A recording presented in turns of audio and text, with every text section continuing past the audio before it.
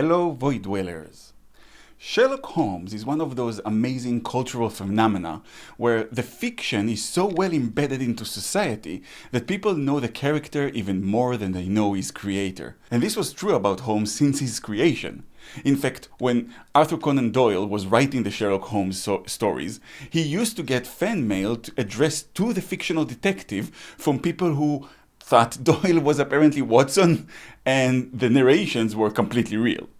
But an interesting phenomenon regarding the detective is how his personality has changed in modern times. Because, and this might come as a shock to some people who are maybe not familiar with the source material, the depiction that we see in the Robert Downey Jr. movies, or even more so in the BBC show Sherlock, of him being this antisocial and rude to the point that fans say that he has some form of autism or Asperger's syndrome, that is a completely modern invention that has nothing to do with the way Arthur Conan Doyle depicted his brilliant detective. Now, Doyle did depict him as eccentric, yes, one might even say extremely so. For example, Sherlock likes to shoot his revolver in his apartment, and he wrote the Queen's initials on the wall with the bullet holes. Sherlock stabs his letters to the fireplace with a large knife. He keeps his tobacco in a Persian boot. He likes to smoke before breakfast a collection of leftover tobacco from the previous day, which he has left to dry out on the mantelpiece. He plays his violin in all hours and sometimes enjoys playing it badly on purpose, producing screeches that he finds amusing. He has a chemical laboratory in his living room and he conducts experiments there. He likes to dress up in disguises, not just when a case calls for it, but for his amusement or sometimes from paranoia. And he would walk around London disguised as anything from a sailor to an old woman. And of course, the modern day elephant in the room, he has absolutely no interest in romance or women. So yeah, Sherlock Holmes is definitely depicted as different from the average person, but he is never antisocial or rude in the original stories. In one story, when Watson comes to him with a client early in the morning, he describes it like this: he received us with his quietly genial fashion, ordered fresh rashers and eggs, and joined us in a hearty meal. Even this simple description of Holmes, just opening the door and probably saying something like, "Oh, hi Watson, so nice to see you, come on, join me, we'll have breakfast together," seems completely out of character to the stoic, antisocial Cumberbatch version. It also feels foreign to the depiction of Robert Downey Jr. If the audience saw his Holmes behaving like that, they would assume it's sarcasm and there has to be a punchline coming or a secret agenda. But the original Holmes was just friendly and kind, and he worked at being so. At one point, he compliments Lestrade on dealing with a specific case, and he says, "You didn't handle it with your usual," that is to say, you handled it well. So we see an example where he is almost rude, but he corrects his path mid-sentence, which indicates that while in his mind he might be sharper, he does understand societal standards and takes into account how people might take his words. In both the movies and the BBC show, Holmes is depicted as impatient and rude to his own clients, and he was never like that in the stories. He was gentle and patient with them, polite and encouraging, complimenting them for good choices they made, and very politely explaining why bad choices were probably the wrong ones. He's only rude towards villains who sometimes come to his flat. In short, there's definitely a dissonance between the way Doyle made the character and the modern, rude, antisocial, socially unaware, socially awkward Sherlock Holmes. So why? Why do people these days create that persona around him? Well, I think that we should always examine things in the context of the time and place in which they are done if we are to understand motives. And there lies the biggest difference. For example, the eternal bachelor thing. In modern times, it is pointed out a lot with the implication that Holmes was secretly gay or maybe asexual. To most Victorian readers, in real time, the interpretation would probably have been asexual rather than secretly gay, even though both of those terms would have been completely foreign to a Victorian. But Doyle himself let Holmes explain it in his own words. Love is an emotional thing, and whatever is emotional is opposed to that true cold reason which I place above all things. It's not so much that he can't fall in love or that he doesn't feel sexual attraction, it's that he values those things less than the high reasoning he is dedicating his life to. Because that is where he's getting the most pleasure from.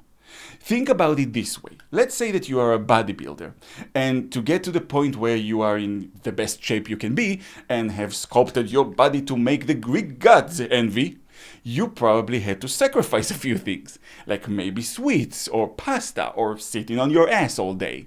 Now, it doesn't mean that you don't like a good chocolate bar, that you don't enjoy a nice big piece of lasagna, or that you don't like to sometimes veg out in front of the TV for an entire week. You just don't do those things because you get more pleasure and satisfaction from working out and building up your body. But when it's physical, we see it as more obvious. Well, why not mentally? Holmes is supposed to be the mental bodybuilder. That's all he really wants to be, and the thing that makes him the most happy. So why wouldn't he cut down on the things that distract from that? And that brings me to the real reason for this discrepancy between Doyle's depiction of the kind and emotional Holmes and the rude antisocial version we have these days. And that has to do with the difference in how we and the Victorians understood genius. See, for them, they follow the kind of depiction of a genius that Nietzsche is talking about, the Übermensch. I strongly believe that Doyle was influenced by Nietzsche's philosophy when he came up with this character. As far as Doyle is concerned, Sherlock is more than the average human. He has become an Übermensch. And like in Nietzsche's philosophy, it means an evolution of the mind. Not in a boring way of, oh, this guy can do math better than that guy. No. Holmes represents an evolution of ideas, a philosophical evolution. He sees the world differently from humans. He values different things. His devotion to reason matches the devotion of people like Socrates to reason. He doesn't choose not to follow beliefs and opinions. He simply cannot do that, just as normal people cannot not do that. He is fascinated by everything in the world. He wants to understand it all. His mind needs to be active all the time. He has to solve things, to figure things out, to work out things, to imagine what ifs. That's why he reads all the time, whether it's books or the papers or letters. He's consuming ideas the way that a man who has been starved for weeks is consuming calories. And when he can't find any way of using his mind, he becomes frustrated and bored and turns to drugs to numb himself. And his values are different than those of other people. His life, for example, his own life, is expendable to him in the search for truth. As in one story, he actually poisons himself just to prove a point. And all of his eccentricities come from that, from being a person with a differently functioning brain. I wouldn't even call it higher functioning or anything like that, because that would be like comparing a dog and a mouse. Both brains have limitations, both have similarities, but they behave very, very differently from each other. And that is the kind of genius that Doyle and people of that era thought of.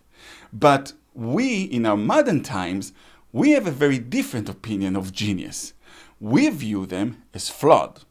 We like to believe that the genius is not happy, that they are paying a price, so it's okay that you are not one of them. For example, the stories I keep hearing about Einstein whenever I talk to people who are not scientifically inclined about him is how he would forget his home address from time to time, or be a bad dresser, or was weird about this, or was weird about that. People adore these little trivia bits that bring the great men back down to their level, and our culture has been pushing this for decades. I think the most obvious Holmes riff that does this nonsense before Sherlock and the Robert Downey Jr. movies is the show House, which is an obvious distortion of the name Holmes. And there you have the genius doctor who is rude and callous and antisocial, but always right in the end. In truth, our society these days make genius looks like it's a burden, like it's something that makes you unable to function in society. Because What does it mean to function in society these days? It means to be as social as you possibly can. It means to draw the largest crowd. Because a big part of our entire economy is based on you can do whatever you want to do. You can be whatever you want to be, as long as you put your mind to it. So why not buy all these products that are especially made for the smart consumer? You. And it's also pushed from the other angle, from the there's never anything wrong with you angle.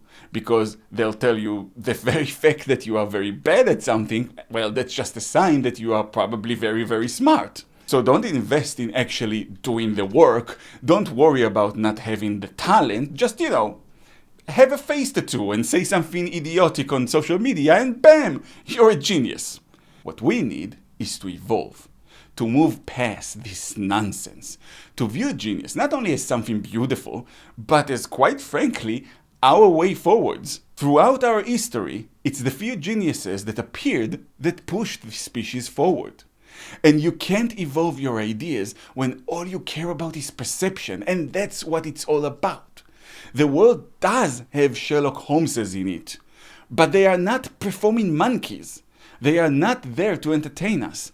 And as long as we live in a society where your only value is in how big is the crowd you manage to bring in, our ideas will stagnate and become stale, like that boring modern depiction of a beloved fictional character.